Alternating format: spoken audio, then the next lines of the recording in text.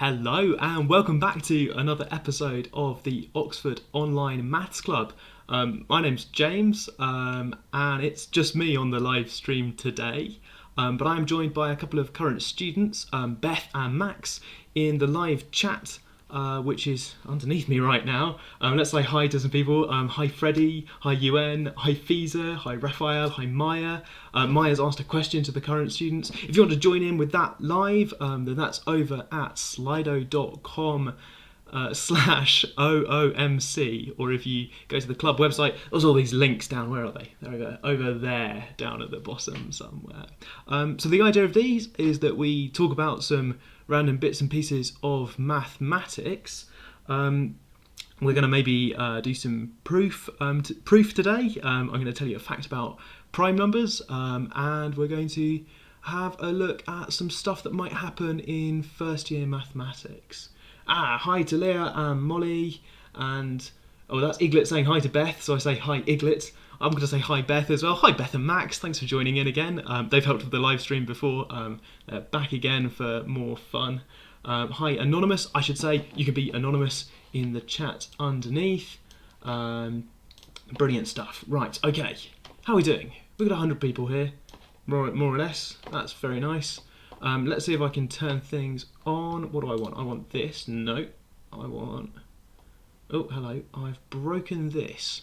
Give me 2 seconds to fix this. This is why we test our technology live. I want that screen, not this screen. Haha! There we go.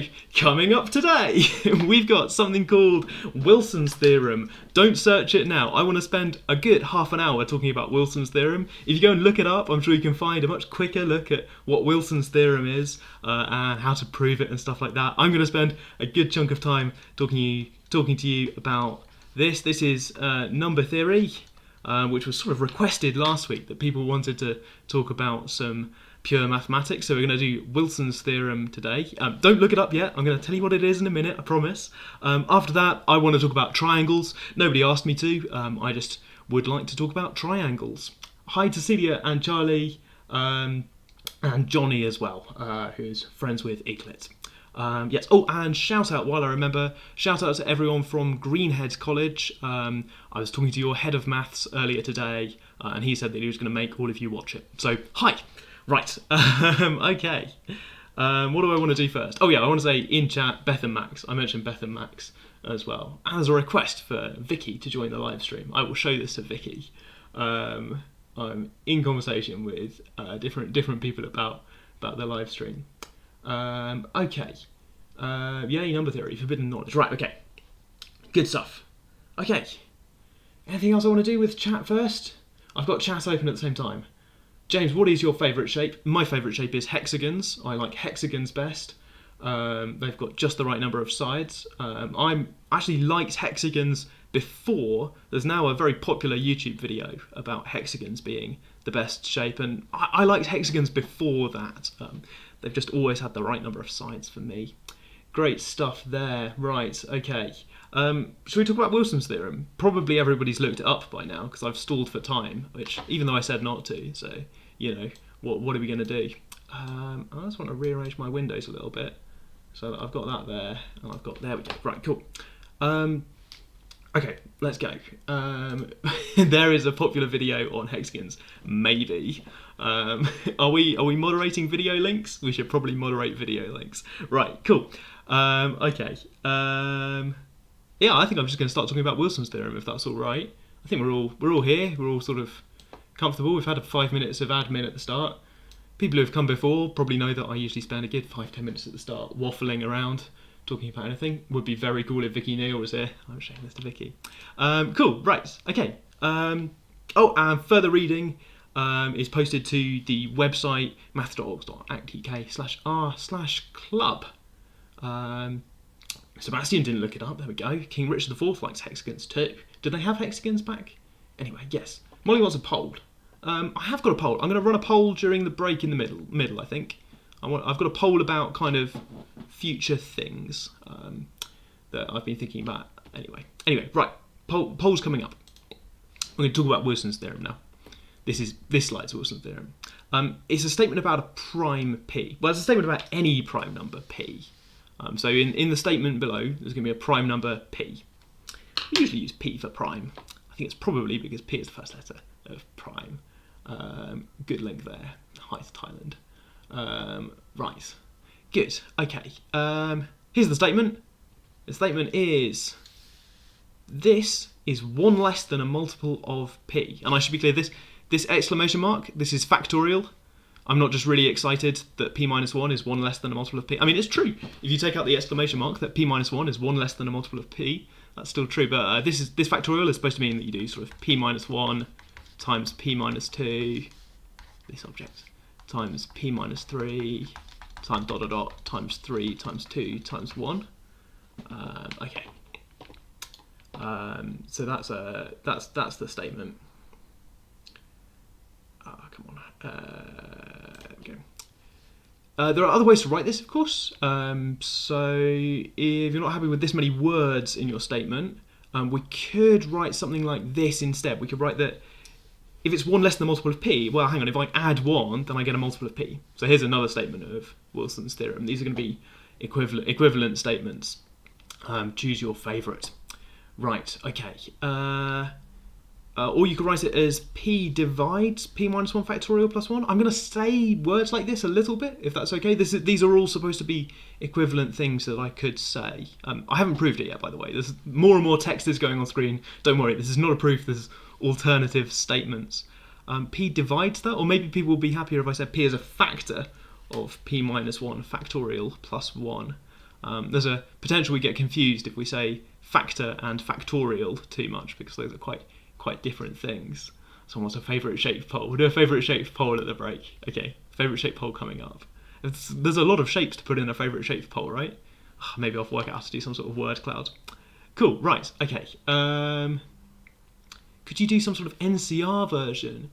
Sure, so this NCR notation is related to, I guess that's related to the factorials.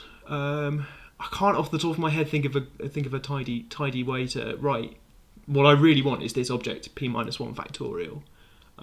Could you write it using modulus? Okay. So we've got some other ways to write this as well. Here's my next one. If p is a factor of this object, p minus 1 factorial plus 1, I could write p minus 1 factorial plus 1 equals k times p for some integer k, some whole number k. Some people like writing things like this. This is sort of a very concrete thing. It's very, you can grab hold of it. It says there is some integer k such that this thing equals this thing. You know, we've got an equals sign in there, which is pretty good. And there's one more way to write it that I want to put on the board. It's this notation that somebody's mentioned in chat as well. Writing it using modular arithmetic. If you haven't seen this before, I want to do a quick intro to what this means. It means the same thing as every other line above it, right? It's saying this thing on the left, p minus 1 factorial, is equivalent to, that's what this sort of triple equal sign means. It means it's equivalent to minus 1, and you read this as mod p or modulo p, which means that the difference between the left hand side and the right hand side is a multiple of p. I mean, it means the same thing as all the other lines. Okay. Yeah, so the way people write this modular arithmetic uses equivalent to 3 lines, not equals to. It's sort of, I don't think anything goes wrong in the world if you write 2 equal signs, but it's what everyone does. I think thinking about them as equivalence classes of numbers, but that's not a very helpful thing for me to say right now. I'm trying to be consistent with, if you look up other modular arithmetic, it's going to do stuff like this. Yeah, so it's kind of a way to consider things. It's a little bit like equality, saying these things are equal, not quite the same as equality. Nobody believes that this thing is equal to the number minus 1, and I don't want to confuse you by saying it's I don't want to make something look like it's equal to minus 1. Okay. Yeah, so this is saying here the minus 1 is, I guess, meaning sort of 1 less than a multiple of p. Right, okay. Here's the idea. In fact, I think I'm going to stick with the mod p kind of notation, if that's all right. If it's your first time seeing it, then you're welcome to, every time you see it, translate it into one of these other forms above, and in fact, partway through the proof, I'm going to do something like that. I'm going to take this sort of mysterious form, this very compact notation. Is this the shortest line? It's not quite, maybe it's the shortest line. I'm going to take this compact notation and I'm going to expand it out into a more useful concrete expression at one point in this when I want to do something with it. And sometimes having different definitions like this is helpful for juggling when you're going to use one form of this definition and when a different property is handy.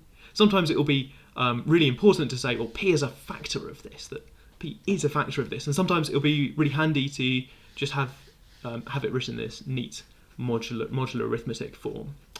Okay, does it link to modular functions such as might have been used in the proof of Fermat's last theorem? I'm going to say at this level, no, not in any meaningful way. In some deep, clever way, probably yes, but in the level of today, no. And somebody suggested induction, which is an exciting approach. I've got something to say about induction in a moment. I've got some examples though as well. And here's the thing, having some examples obviously isn't going to be a proof. We can't really prove this thing with examples, but I want to show you what this looks like in practice so we can make sure we're all talking about the same thing. Here are my examples. So here's my first example. 2 is prime. 2 minus 1 that's the number 1. That is 1 less than a multiple of 2. That's true because 1 plus 1 is equal to 2. Welcome to the Oxford Maths live stream. 1 plus 1 is 2. Okay, so we could write this, if we really wanted to, we could write this as 2 minus 1 factorial is equivalent to minus 1 mod 2, if we really wanted to. So the person anonymous here who's just asked, what does mod p mean? It just means that the difference between these two things is a multiple of p. Or said differently, any of the other lines on that previous slide. So this notation with the triple equal sign and equivalent to and mods some number over here means the difference between these two sides is a multiple of p. Proof by magic. Oh, when we can't be bothered. Because I've got to fill half an hour and I've got a point to make. My mind was just read. Oh, is it induction or no? Who knows? Anyway, cool. I've got more examples because this one's a bit rubbish. I've also got 3. 3's prime as well. 3 minus 1 factorial, that's the number 2. 2 is 1 less than multiple of 3. Somehow this example's not that helpful either. I want to make the point here that 4 is not prime. Perhaps I'm pushing it a bit with what I can get away with here. 4's not prime, so my next example doesn't involve 4. In fact, I'm going to skip some primes. I'm going to show you a bigger prime. I've picked the prime 11. So here, p equals 11. Oh, you can't see that because it's off to the left. P equals 11 gives me this massive number, 3,628,800. That's 1 less than the multiple of 11. That's not obvious. Here, I suppose I'm demonstrating to you that I can use a calculator. Okay, I hope we've got the idea here that Wilson's theorem says that whenever you put a prime in, you do prime take away 1, factorial, which means multiply loads of things together, which things get big very fast, 1 less than a multiple of p. And we're not going to say it's trivial, we're not going to leave it as an exercise to the reader, we're going to do it, it's going to be fun. And the 1 plus 1 equals 2 could go in the March highlights, who knows. We've just released the highlights video for the February live streams. What are they called? I picked out some moments from the February live streams. That's on the club website if you want to watch back. If you were here throughout February, then you've seen bits and pieces already. Oh, that's a good fact. Right, sorry, I've been distracted by chat. We got some examples. This is not a proof. There are more primes. You might be aware that there are infinitely many primes. That's one of those famous facts, I suppose. So there's infinitely many things that we would have to check. I haven't made very much progress by checking it on 3 primes, even though I got my calculator out for that last one. There's also a problem with using induction, which is that there isn't a very nice relationship between one prime and the next prime. That when you do these proofs by induction, what you kind of want to do is go from, it's true for this case, or maybe you say it's true for previous cases, up to this case, and now for the next case, I want to use my previous experience to inform what I do on this next case. That's how proof by induction normally works. But somehow checking this fact for 2, 3, 5 and 7 doesn't give me very much insight into the case 11. I can't really see how to use those facts as well. Oh, trivial sometimes means really easy or straightforward or obvious. The joke below was that some people say that about really difficult maths to avoid proving it. Right, proof by waiting is, I guess, what you can do by watching the live stream. We're doing all our joke proof methods. Right, cool. Is this going to involve prime factorisation? Paraphrasing a chat message. Yes. And Lucy wants to know if I do all the editing, like the highlights, which I do. It's not that difficult. Right, cool. Okay, should we start off? I've got something else I want to show you about modular arithmetic. So if that was weird before, this kind of mod thing, I've got one more thing to say about it to try and convince you that it's worth knowing about or worth doing. The fact is that multiplication works with modular arithmetic. So I guess what I mean is, if two things are equal up to multiples of p, that's another way of saying it, I suppose. If two things are only differ by a multiple of p, and these two other things only differ by a multiple of p, then the product works in just the way that I want it to. That x times y is going to be, well, maybe this isn't the same number as a times b, because maybe x and a are not the same number. Maybe y and b are not the same number. Maybe they differ by some multiple of p. But it is true that x, y, and ab are equivalent mod p. So they're also going to end up differing by a multiple of p. I'd like to prove this now. So what I'm saying is, I suppose, let's do a sort of concrete thing. What do I want to do? If you have something like 21 mod 5, if you have 21 and you want to multiply it by, let's say, 17 modulo 5, so if x is this and y is this, then rather than working out, so if I've got these two numbers, 21 and 17 modulo 5, and I want to multiply them together, and then work out the remainder when I divide by 5, I could multiply them together. I could go and do 21 times 17. That's boring and difficult to do. What this says is that I'm allowed to work out what they're equivalent to mod 5 first. So this is equivalent to 1 mod 5. This is equivalent to 2 mod 5. And then multiply those instead.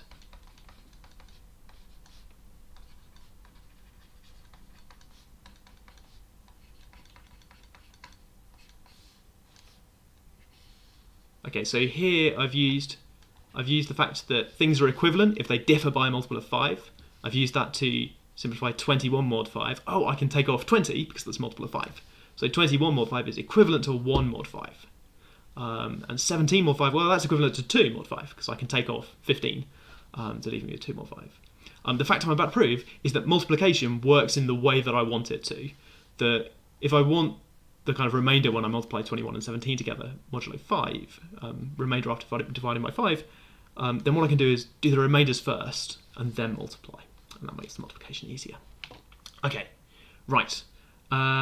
Here's a quick proof of what that proof would actually look like. I've got x is equivalent to a mod p and y is equivalent to b mod p. So I'd write out something like, that means that x is equal to a plus k times p for some k. Maybe x is equal to a, maybe not. They can differ by some multiple of p. Maybe y is equal to b, maybe not. They can differ by some multiple of p. Yes, absolutely, Kets. In 2 mod 5, you can think of that as meaning 2 is the remainder when you divide by 5. So 17 is equivalent to 2 mod 5 because I can subtract multiples of 5.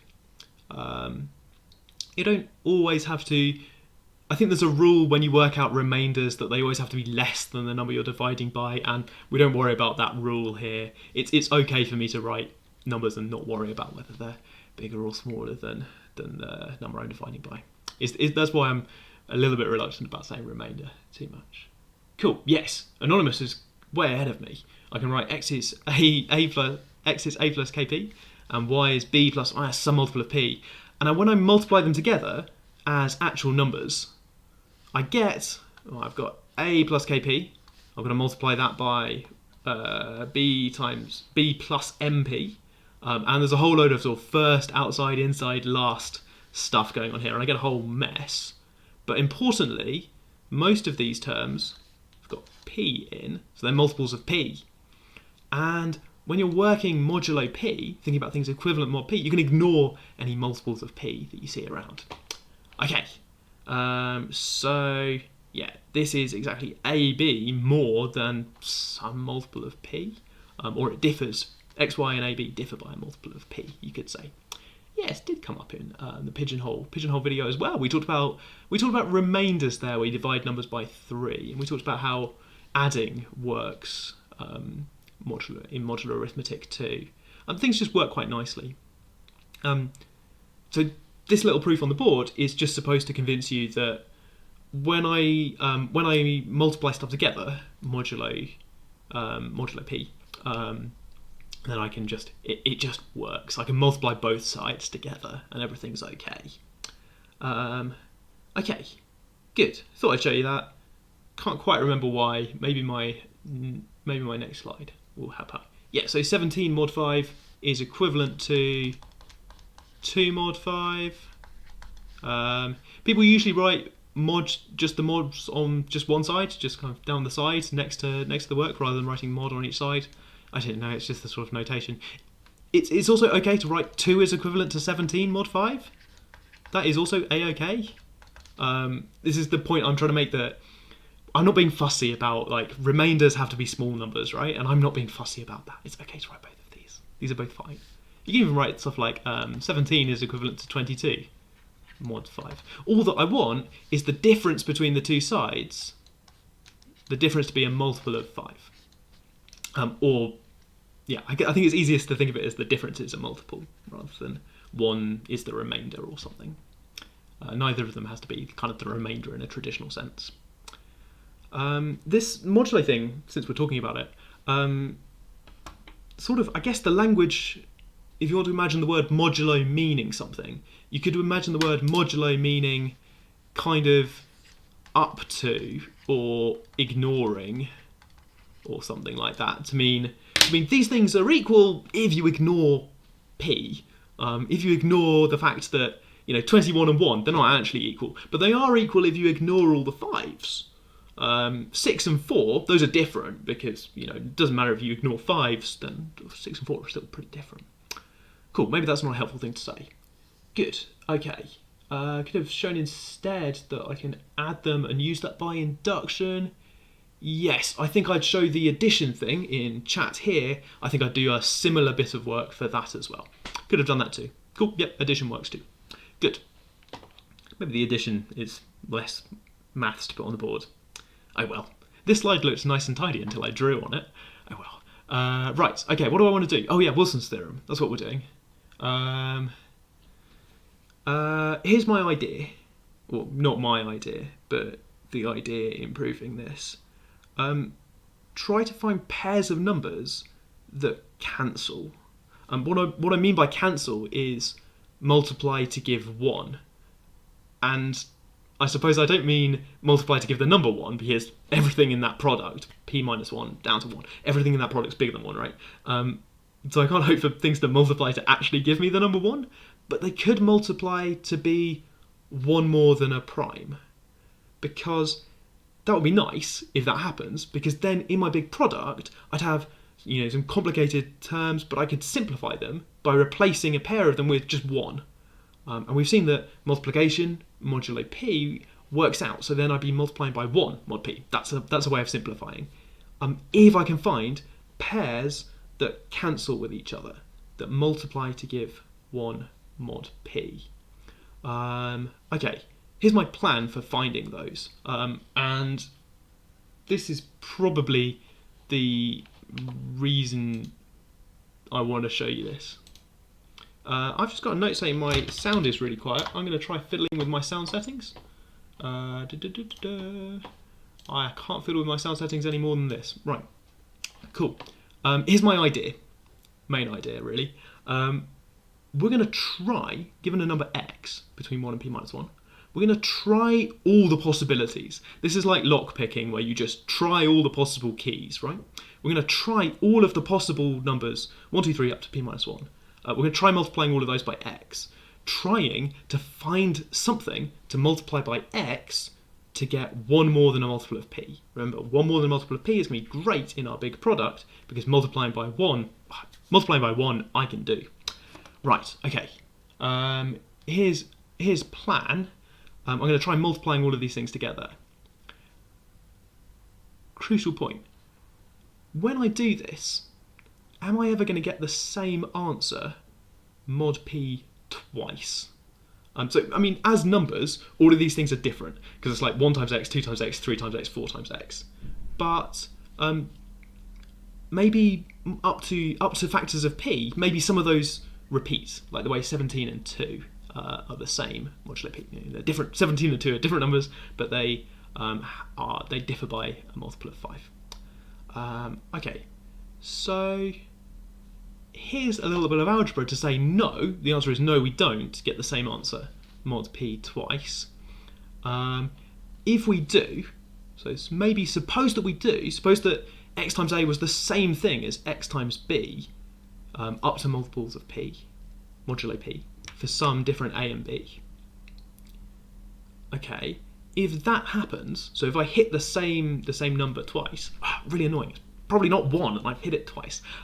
If that happens, then what I can do is I can look at that and say, well, that means that xa is equal to xb plus some multiple of p. And observe again here how we've gone from this kind of mod p notation, which is very compact, to as soon as I wanted to do something with it, we've expanded it out to say left hand side is equal to right hand side plus k times p. Okay. So I can rearrange this a little bit. P's prime is going to be important here. I'm going to bring this xb onto the left, factorise out the x to get x times a minus b. That's a multiple of p as a result of this. But that's really weird because, method of differences, right? Method of differences? Everyone's saying method of differences. I can't remember what method of differences is. Can someone remind me what method of differences is? I kind of ignored the first one, sorry Freddie, because I can't remember what method of differences means. Someone will help me out in 20 seconds. Okay, x times a minus b is a multiple of p, but you've been looking at that for 20 seconds now. This is weird because x is somewhere between 1 and p minus 1, and a and b, those are also between 1 and p minus 1. P's prime, so if this is true, p would have to divide either x or a minus b.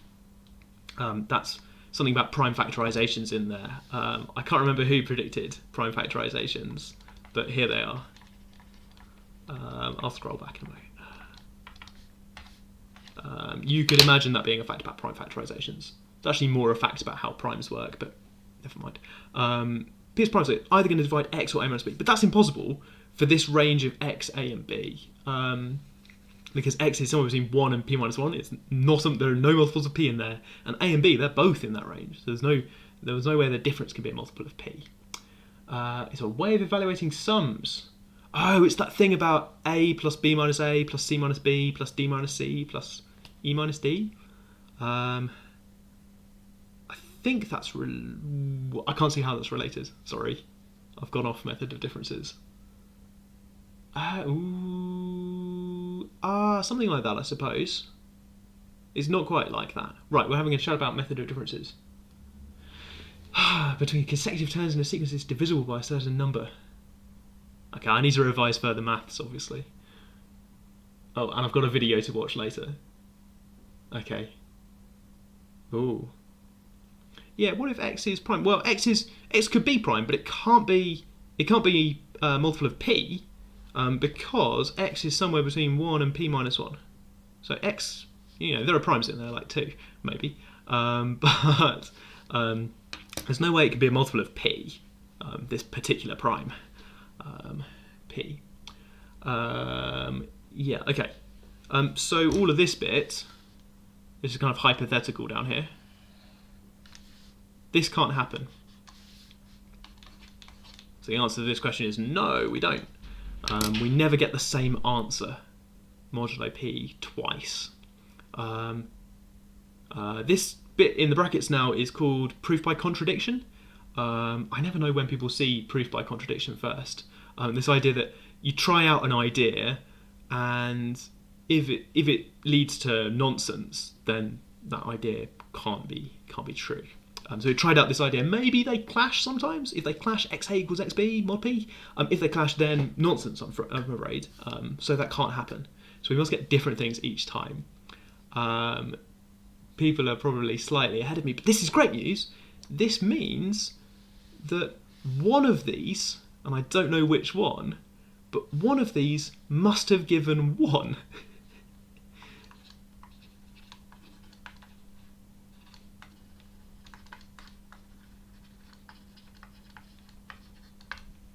As an answer.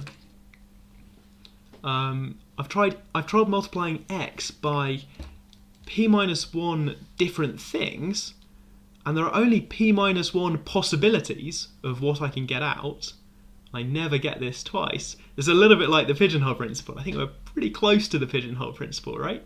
I've tried multiplying x by p minus 1 different things. I've got p minus 1 different answers. Hang on, that's all of the possible answers that I could possibly get. As there are only p minus 1 different things, other than 0, I suppose, up to multiples of p. That's not 0 mod p, because it's not a multiple of p. Okay, so if we never get the same answer twice, then we must get every possible answer. We must get everything when we try doing this. So somewhere out there, there is a number that cancels with x. And what's better is it's unique. We've also shown that you can't have two different versions A and B that would cancel with x. There's a unique number. So there's a unique number with x, let's say xa. Wow, okay. Must be a unique one that cancels with x. Great news. There's one thing I need to worry about, which I'll show you on the next slide, but we're very nearly done. This is going to be a lot of cancellation. My plan is to try and cancel almost everything, right? I'm going to try and cancel the 2. I'm going to try and cancel the 3. I'm going to try and cancel the 4, 5, 6, everything from that factorial. I'm going to try and cancel all of it out. One last thing I need to check, because there's one problem with my plan. My plan is to cancel pairs, cancel that number with its exactly the right key that cancels it out, modulo p. The number that when you multiply x by it, you get 1 more than a multiple of p. One thing to check, what if that number, the perfect key that multiplies by x to give 1 mod p, what if that is the number x itself? That would be quite bad, because the number x only appears once in that sum, once in the product, and I'd be trying to get rid of it. Yeah. One thing I need to check, what if a number only cancels with itself? That would be bad news, because my plan is to take it and its the key that unlocks it and pair them together, cancels. But if I try and take it and then it's only there once, so I can't take it twice. Okay, I've got to check this very quickly. This is not too hard. If x squared, so if x was its own kind of key that unlocks it to give 1 mod p, then I'd have to have x squared minus 1, so I could subtract 1 from each side. X squared minus 1 would have to be 0 mod p, which means difference of 2 squares. X minus 1 times x plus 1 would be 0 mod p. So reinterpreting that, x minus 1 times x plus 1 has a factor of p. P is prime, so one of these would be a multiple of p. So either the first one, x minus 1 is a multiple of p, or the second one, x plus 1 is a multiple of p. There are only these two special cases. Essentially what I'm checking here is that it's just 1 and minus 1 that square to 1 mod p. That sounds obvious. It's not obvious. I've got to do a little bit of work just to check it. Okay, yeah, I'm trying to pair numbers in that range. But I've got to watch out. 1 and minus 1 are special. They do have a magic a that you can multiply by to get 1. It just happens to be the same number x itself. Okay, so we're going to think about those separately. We're ready to go now. Otherwise, we can cancel in pairs. We're on the home straight. Wilson's theorem. Finally, for any prime p minus 1 factorial is equivalent to minus 1 mod p. It's 1 less than a multiple of the prime p. Proof. Every element in that product, except 1 and p minus 1, cancels with exactly one other element in that product. So somewhere in that factorial, you want to cancel the number 6? Well, I've got just the number for you. I don't actually know what it is with this proof, but hey, I've proved that just in there somewhere, there is a perfect number out there that cancels with the 6. So rearrange the sum of it so that you bring those together and they'll cancel each other out to give 1 modulo p. I guess this is relying a lot on the fact that I'm doing this calculation and I'm throwing away factors of p. I'm doing things ignoring p, modulo p. Everything's going to cancel and it's going to leave me. So all this inside bit cancels, leaves me the 1 times p minus 1. And finally, notice that p minus 1 is 1 less than a multiple of p. That's the joke from the start about what this fact is without the factorial. So p minus 1 factorial has to be, well, it's 1 times p minus 1, which is minus 1. It's just minus 1 mod p. And we're done. I think this is really nice. I really like this. I've gone through it in quite a bit of detail because I wanted to show you the ways that this proof is kind of stuck together. There's kind of one idea in there, and then some checking to make sure that different bits work out, and some special cases we had to be quite careful with. It's very easy to get excited near the end and say, aha, loads of cancellations are going to happen, but hang on a minute, I'm going to worry a bit about things that, you know, they have this kryptonite that cancels with them, but unfortunately it's the same. They are their own enemy and I haven't supplied 2 copies of it. So there's a little check at the end. I really like this step. Where are we? This idea of finding these magic keys just by checking everything and seeing what works. Right. And there's a suggestion with lots of thumbs up that we try a different time. Guess we should throw up a poll for that. Here's my plan. That was my first half. We got up to Wilson's theorem. I'd like to do something completely different after the break. I've got an ad break coming up relating, you combine the 1 and the p minus 1 to get the minus 1 factor you need. Yes. There we go. I'm going to run an ad break and at the same time run some polls. Let's put this up and talk to chat. Oh yeah, here's the question. Separate question, it's about adding because it's the ad break. What happens if you add all of the elements mod p? So that would be 1 plus 2 plus dot dot plus p minus 1. What's that equivalence to up to multiples of p? We've seen that when you multiply, you get minus 1 mod p. What happens if you add them? And there's a question, how do you think of the proof in the first place? I'm going to try and give you an idea of some of the wider theory after the break to show you why ideas like this come up in other bits of maths and how you might think of this. Yeah, so people want to, that thing, now that school's back, later time than 4:30, I guess there's a question there about watching live or not watching live. What do I want to do? I want to do a favourite shape poll. While I'm setting up the favourite shape poll, I'm going to run a season 2 poll. Oh, and by the way, I'm also using this to announce a season 2 of Oxford Online Maths Club. That doesn't really make sense because nobody knows that this is season 1, right? It's not labelled as season 1. And does it even make sense to announce season 2 before you finish season 1? The plan is we're going to do season 1 this term. We're going to take a couple of weeks off near Easter, and then after 2 weeks off, we're going to launch into season 2.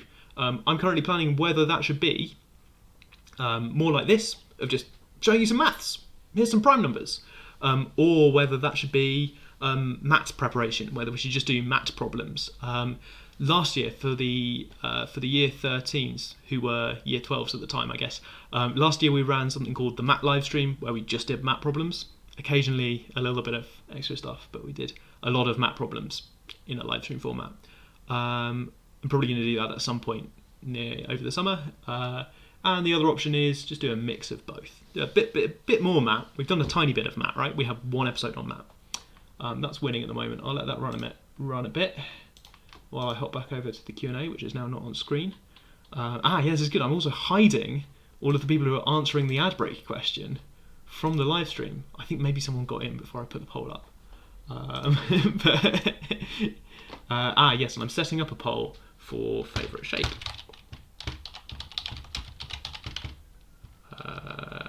Let's put in some common shapes. People like triangles, right? Some people probably like squares, not squares.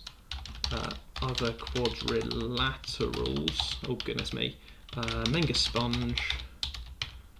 Hexagon. Sphere. And let's have a dragon curve. Cool. Thank you, that's very helpful. Everyone who's voted in the Season 2 poll. Let's launch favourite shape instead. And chat a little bit with... And was there anything I missed during this? People want step prep as well. So I kind of feel like mat prep works well as step prep while you're in year 12. If you're in year 13 at the moment and about to do step 2 or 3, then you need a bit more further maths. I think most people are in year 12 and haven't seen all of further maths yet. If you've seen all of further maths in year 12, then you're quickly running out of maths to look at in year 13. Yeah, people want some step problems though. Okay. What are the pros of doing the... Oh, so an anonymous question here. I've been looking at degrees. Max's. No, Beth. Beth's answers it. So the question is, I'm going to read it out for the benefit of people watching back. Somebody's asked, I've been looking at degrees and I want to know what are the pros of doing the 4th year? I can't seem to find any. And Beth, one of our current students, has written back, hi, Beth's in 4th year now, and the biggest pro is more maths, which I absolutely agree with. It's really cool to see all the maths you've learned in years 1, 2 and 3 come together, which is, I think, the biggest pull of 4th year. Is a chance to specialise into bits and pieces of mathematics. We've got a lot of different options in 4th year mathematics that lead on to kind of cutting edge research level mathematics in a way. After 60 votes, found that triangle is winning. Hexagon's putting up a good fight. It's beating sphere, which I think is the only 3-dimensional shape on the list. Depends how you feel about Menga sponges. And in fact, the fractals are not doing very well, although square is beating... square is drawing with other quadrilaterals. Interesting. Right, okay. I'm going to cut this in a minute. I'm going to do a little bit of triangle science. How's this going? Yes, step please. Someone says, oh, circle wasn't in the poll. Whoops. Circle's a special sort of sphere, right? A circle is a kind of 2D sphere, I think. Maybe I'll get away with that. Separate these, some of the not. Yeah, so separating whether people want it or not is an interesting idea. And Molly's had a go at the ad break problem. Loads of free resources out there for math. Obviously it's important, but really sad for this to just be math. Non-stressy maths would be nice. Haha, sad face, says somebody in chat, which I think is a great combination. All the emotions. Right, okay, that one's done. I think triangle wins. Can I talk about dragon curves and Menga sponges at some point? We've got to do fractals at some point, right? Okay, so the ad break problem. Turns out when you do this addition, you get, thinking of the left-hand side as just normal numbers. It's an arithmetic progression. And its sum, I guess, using triangle numbers or something, is this. I guess if p is odd, then this bit is some whole number. So this is a multiple of p.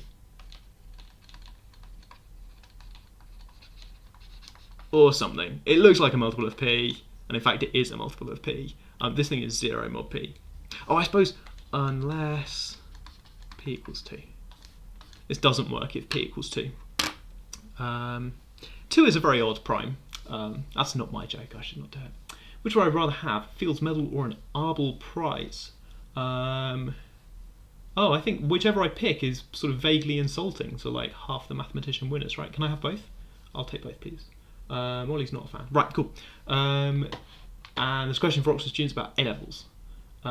Cool. Yeah, Elliot says P-1 is even. Elliot has forgotten about 2 being prime. Yep, people are now telling me, yeah, P can't be 2. Right, cool. If P equals 2, then this is, I guess, 1 mod 2, because it's just 1. Cool. 2 is such a weird prime. Maybe it shouldn't count. We banned 1 from being prime. Maybe we should ban 2 from being prime.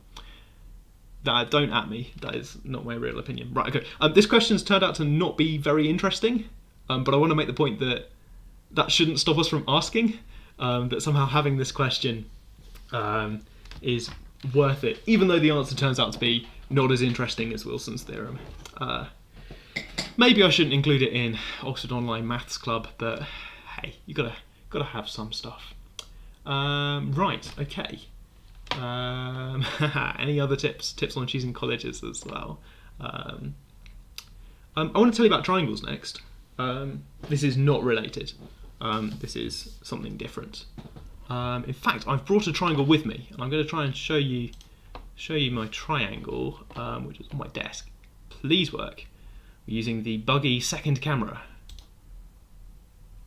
Oh, brilliant! There, yeah, okay. That's my desk. Here's the triangle. They're a little bit nervous. The question is, there are certain things I can do to the triangle, certain moves that the triangle can pull, so that when it's completed its move, it ends up with its corners here, here, and here. So it's bottom edge lined up with the bottom of the screen, and one corner up here. There are certain moves it can do. I'd like to try and come up with a set of, like a complete list of what those moves are. We're going to give them names as well. So does that make sense? Different moves that it can do. I'm being vague because I want people in chat to come up with suggestions of what moves can this triangle do to get back to. I guess I want it to end up after the move. 2 corners here and here, 1 corner up here. I want to know why 1 was banned from being prime. I think the best reason is unique factorization. It's a little bit irritating if you want to say things like 15 has a unique factorization 3 times 5. You don't want it to be true that 1 times 3 times 5 is also 15, which is annoying. But then I suppose you could say, well, 5 times 3 is 15, and we're okay with that. Those being, those are the same factorization. Do I sound like Matt Parker, or am I trying to do Matt Parker? Ethan's got a good question. Other stuff. Yeah, we can rotate it. We can rotate it 360 degrees. Are you ready, triangle? 360 degrees. Off we go. What a great move. 360 degrees. And in fact, all of the corners have ended up where they started. It was pretty good. I could rotate it. Anonymous says rotate it 120 degrees. That works as well. If I do that, then I get something like this. So that's a move I can do. I can do a rotation like that. In fact, Anonymous has said multiples of 120 degrees, so they're imagining the double rotation move, where I rotate 120 degrees and then 120 degrees again, and its corners have lined up back. There are corners where the corners started, so that works too. Maya wants to know whether a flexion counts. Can it flip-flop itself over? Let's find out. So I guess a reflection, maybe, if we're being precise, we could do a reflection in a line like this. So the triangle would, I guess, flip over and come back down again. The triangle doesn't like that one, but it has got its corners. Corners in places where it started with corners. So that's a move. I'm interested in that one. Let's reset the triangle and see what else we could do. Yeah, so rotating it 720 degrees is kind of mean on the triangle, and also the kind of effect on where the corners are, this one at the top, this one here, and this one here, it's kind of, if you look at the before and after, it's sort of indistinguishable from doing a 360 degree spin. It's more effort for the triangle, but the final end result is kind of the same. In fact, rotating no degrees is sort of the same, because it ended up with corners in the right places, and it's had the same effect. I think there are some more flips that we could do that people are imagining. So someone suggested there are 6 moves in total. We've had leave it alone, rotate 120 degrees, rotate 240 degrees. It is an equilateral triangle, and I should have said that. It's got 60 degree corners. We've had a flip down this line. I guess there are a couple more. Yeah, find other permutations of the corners. So there's an idea here that as I move the triangle around, as the triangle does its little flips, the corners are being permuted. Flip it and rotate. Oh, right, okay. Flip it and rotate. So if I do that and then rotate 60 degrees? I think not 60 degrees. I think 60 degrees gets it to here. I think I want to go 120 degrees. That's like a combination of two things that people said before. I think I can achieve this with just one move, which might help for naming purposes. So for naming purposes, I'm going to refer to this as a flip in this line. So I can get from the starting position to Dan's move. I guess I could just call it Dan's move, to be honest. We get if I flip it in this line. It's kind of interesting, maybe, that Dan's composite, flip it and rotate it, is equivalent to just doing one flip. And yeah, so people are suggesting rotate minus 120 degrees. Fun fact about rotating minus 120 degrees, it's got the same effect as rotating by 240 degrees. I've lost track of my triangle. There we go. So yeah, multiples of 120 degrees. And there are two other lines from a corner to the midpoint on the other side. We had Dan's reflection, and we've got an anonymous one over here. Has that effect on the corners. And that's all of them. The person who said it's permutations of the corners, I guess, proved that there was this upper limit on how many there were. Okay, that's pretty fun. What happens if I shear it? Well, actually, the corners are unlikely to end up back as an equilateral triangle. I'm thinking about things where I end up with a corner here, and a corner here in the world. Okay, excuse me. Right, okay, can't believe that worked. So shearing tends to not make it an equilateral triangle. Okay, I want this. Here's what we can do. I want to describe stuff like the thing Dan said, where you do one of those moves and then another one. And I'm running out of time a little bit, so I'm going to speed up very slightly. Students, if you've said anything in chat recently to me, then... right, yes. If you've said anything in chat, my team has crashed, so I missed it, sorry. We can even make this kind of multiplication table. It's kind of like a multiplication table, right? Oh, flip it by the edge and then rotate it by 60 degrees. Oh. I've still got it. Oh, yeah. Yeah, that works. Sorry, Dan.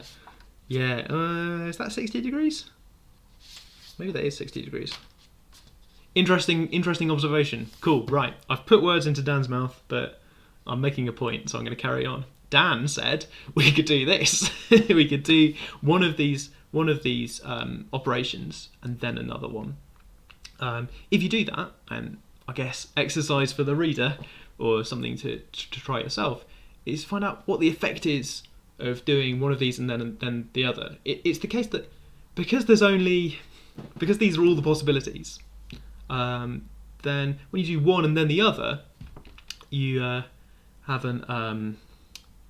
that has to be the same thing as just doing one transformation. I haven't told you what these are, sorry. So I've got I for identity.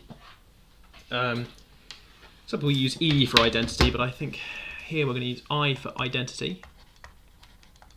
That's the one where we leave the triangle alone. We've got R for rotation. We've got R squared for, that's rotation. I guess this one was by 120 degrees. This one's by 240 degrees. So key fact here, I guess if you do R and then you do R again, you get the operation R squared. Where I guess I'm thinking of it like multiplication and squaring. This one, V, is reflect in a vertical line. P, reflect in, supposed to be reflect in line of positive gradient. And N, reflect in the line of negative gradient. I think P was the first one I showed you, and N is the last one I showed you, reflecting in that line of negative gradient. If you think about reflections, then it sort of works out. Could we write this as matrices? We could write this as a matrix, I suppose, if we wanted to, because it's a rectangle with some entries in. Yeah, sure, if you want to. We could even use matrices to describe the operations that are happening to the triangle. Is this a Cayley table? Yes, and you've seen the next 5 minutes already. We could use matrices, cool. So for example, if I do a rotation and then the vertical flip, I get, it turns out, what do I get? What do I get? I do the rotation. I'm practicing on the triangle in front of me. You might want to make a triangle yourself. I think that is, what is that? That is, I should have picked one I knew already. That is N, I think. The same thing as just reflecting in line negative gradient. Maybe I'll switch back just to show you what I mean. Oh, switching back, that's a bit ambitious. We can't go back. How do we go back? So I'm going to show you rotation and then reflection in a vertical line. So rotate and then reflect in a vertical line. Well, that's the same thing as just reflecting in this line with negative gradient. Okay, so I have N in that one. Right, cool. Back to this one. The technology's working. It's amazing. Right, cool. You can fill in the rest of this table, and I'm going to sort of leave that as homework that you don't have to do. A matrix of matrix operations, great fun. You get something like this. Something people like to do with these is colour by numbers. I know they're not numbers. Take something like this, colour by numbers. So here I've coloured in all the eyes pink, and then once you've coloured them in, you can take off the letters, they're just messy. So then we've got a structure like this. And we can look at this. And I really like this, because if you showed this to someone and said, oh, this is all the facts about triangles, they'll think you're mad. It's obviously squares. But we know triangles are the best, we just decided with a poll, and this is facts about triangles. There's lots of nice patterns going on in here. Kind of the longer you look at it, the more you see patterns and interesting facts going on. This is called a Cayley table, someone put it in chat earlier. There are lots of interesting facts about these. Something I want to draw attention to, just to finish off today. It's kind of a multiplication table for symmetries of a triangle. Something I want to draw attention to is that in the top corner there's all these hot colours, pink, orange and red, and in the bottom corner over here there's kind of these hot colours. So there's kind of hot colours here and here, and there's cold colours, green, blue and purple in the top right and the bottom left. And if you squint you kind of see hot, cold, cold, hot, or happy, sad, sad, happy. And this pattern of colours, the separation of hot and cold, that captures the structure of the triangle, that it's got two faces. It's got a happy face and a sad face.